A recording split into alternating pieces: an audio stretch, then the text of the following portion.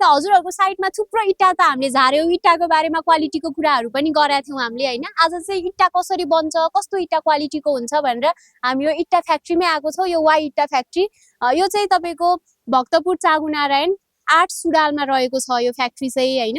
जाऊ इट्टा कसरी बन्छ, कसरी यो इट्टा चाहिँ तपाईँको बलियो हुन्छ, कसरी इट्टा A grade B grade C grade कसरी छुट्टिन्छ भनेर चाहिँ हामीले यो गएर इट्टा भट्टामै हेरौँ गएर कसरी बन्छ त इट्टा भनेर। र सर भनिदिनुहोस् न यो सुरुदेखि के हुन्छ त इट्टा बनाउँदाखेरि?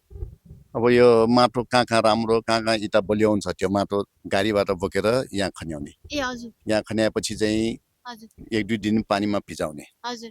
पानीमा भिजाएपछि अनि चाहिँ यो मिसिनमा मिसिन चलाएर मिसिनमा खसाल्ने। अनि त्यो मिसिनबाट तल आएपछि माटो इट्टा बनाउनले राम्रो बन्छ।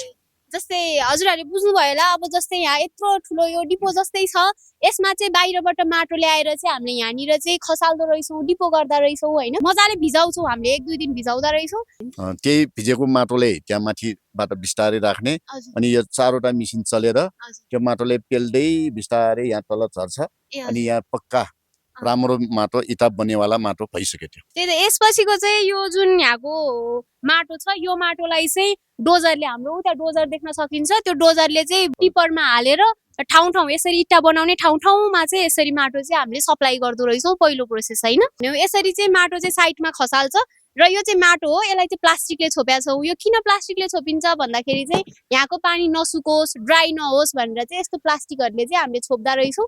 र यो प्लास्टिकले छोपिसकेपछि चाहिँ यो सानो गाडा, यो गाडाको थ्रुबाट यस्तो यस्तो यो गएर हामीले डम्प गर्दा रहेछौँ।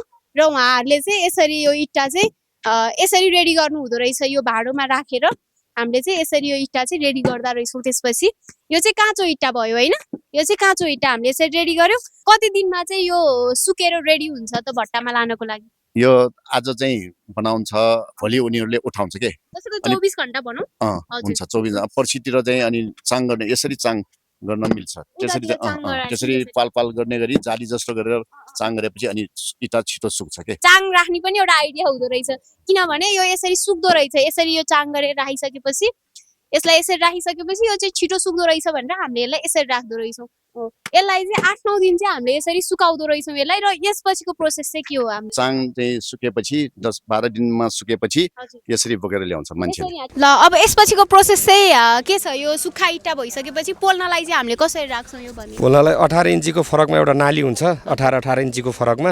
अनि त्यो नाली बनाइसकेपछि फेरि माथि उठाउनलाई त्यो जोडी चाहिँ क्रसिङ गरिएको हुन्छ। माथि पनि ठ्याक्क 18 इन्चीको बिचमा एउटा त्यो कोइला खसाल्नलाई तावा बनाइन्छ।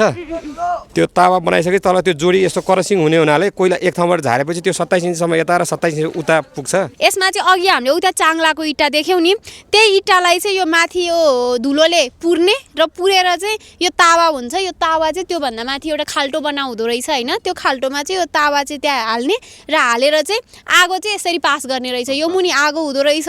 यो आगोलाई चाहिँ भित्रबाट भित्र पास गरिसकेपछि यताको इट्टा पाक्दै जाँदो रहेछ। र यो पाकिसकेको छ, अब यसलाई निकालेर अब उताको इट्टा पकाउन हालिदिने। यो चाहिँ रोटेसनमा यसरी इट्टा पकाउँदै जाने। अब उताको इट्टा पाकिसकेपछि फेरि त्यो सिस्टम यता नै त्यही नै सिस्टम लागु हुने भयो होइन। यस्तो तावा राख्दा रहेछौँ र हेर्नु यहाँ इट्टा कसरी पोलिरहेछ। यसरी चाहिँ इट्टा पाक्दो रहेछ यहाँनिर। इट्टालाई चाहिँ हामीले यसरी पोल्न हाल्दा रहेछौँ र यसरी चाहिँ यो 24 घण्टासम्म चाहिँ यो पाक्छ होइन। 24 घण्टा यसरी आगो लगाएपछि यो इट्टा चाहिँ एकदमै पाकेर पक्का भएर रेडी हुन्छ यो इट्टा चाहिँ। अघि चाहिँ हामीले त्यो इट्टा पकाइरहेको देख्यौँ त्यहाँनिर होइन। पकाइसकेपछि त्यो इट्टाको त्यो तातो जुन बाफ छ नि, त्यो बाफ चाहिँ यो मेसिन थ्रुबाट यो 24 घण्टा चलिरहँदो रहेछ। जसरी त्यहाँ 24 घण्टा हामीले कोइला हाल्छौँ त्यसरी नै यहाँ 24 घण्टा यो मेसिन चल्दो रहेछ। र यो मेसिनले चाहिँ त्यो तातो हावा चाहिँ निकालेर यो चिम्नीबाट चाहिँ बाहिर फाल्दो रहेछ। त्यहाँको तातो हावा, यो चाहिँ भेन्टिलेसन भनौँ न होइन। यसरी चाहिँ यो मेसिन चाहिँ त्यसरी युज हुँदो रहेछ। हामीले थुप्रोले देखिरहेको हुन्छ यो मेसिन, तर यसको काम हामीले बुझिरहेको थिएनौँ। यसले चाहिँ त्यहाँको तातो हावा चाहिँ निकालेर यो मेसिन थ्रुबाट फाल्दो रहेछौँ हामीले। अघि चाहिँ त्यहाँ काँचो इट्टा चाङ गरेको भोजे गरेको हेऱ्यौँ।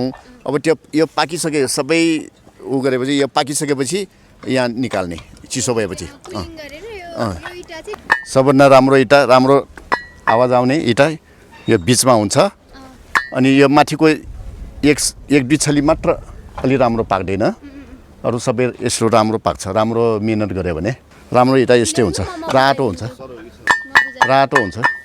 जस्तै अघि हामीले हेऱ्यौँ नि काँचो इँटा यसरी चाङ्लाएर राखेको हामीले हेरेका थियौँ होइन त्योबाट कोलमा गएर तात्यो तातिसकेपछि यो कुलिङ भयो कुलिङ भएर चाहिँ हामीले चाहिँ ल कुलिङ भएको 24 घन्टापछि निकाल्यौँ हामीले यसलाई होइन र निकालिसकेपछि यो इँटा हान्दा पनि यस्तो ड्याङ ड्याङ यो रिङिङ साउन्ड आयो यो भनेपछि यो एकदमै राम्रो फर्स्ट क्लास ए क्लासको इँटा भयो यो होइन यो इँटा चाहिँ ए क्लासको भयो र यो जुन माथिको छ यो चाहिँ राम्रोसँग पाके पनि छैन र तपाईको कुलिङ पनि भएको छैन यो इँटा चाहिँ थर्ड क्लासको सेकेन्ड क्लासको इँटा भनेर भन्छौँ यस्तो इँटा चाहिँ तपाईँको कम्पाउन्ड वालको लागि स्वेलिङको लागि अथवा नर्मल लाइटवेट स्ट्रक्चरहरू बनाउनको लागि होइन तपाईँको टेम्पोररी स्ट्रक्चरहरू बनाउनको लागि चाहिँ यस्तो इँटाहरू चाहिँ युज हुन्छ यसै गरेर चाहिँ यो इँटा चाहिँ यसरी बन्दो रहेछ जस्तै हाम्रो इँटा बनिसकेपछि चाहिँ जुन ए ग्रेडको घर बनाउन हुने राम्रो इँटा छ त्यो चाहिँ यसरी चाङ्लाएर हामीले यहाँ राखेका छौँ यो चाहिँ ए ग्रेडको इँटा हेर्दा पनि रातो पाकेको एकदमै राम्रो देखिया छ जस्तै अरू चाहिँ नराम्रो इँटा बी ग्रेड सी ग्रेडको इँटा चाहिँ हामीले उतापट्टि राखेका छौँ होइन त्यो चाहिँ हेर्दा पनि छुट्टिन्छ कलर पनि अलिक फेड जस्तो देखेको त्यस्तो त्यस्तो कलरहरू देखिँदो रहेछ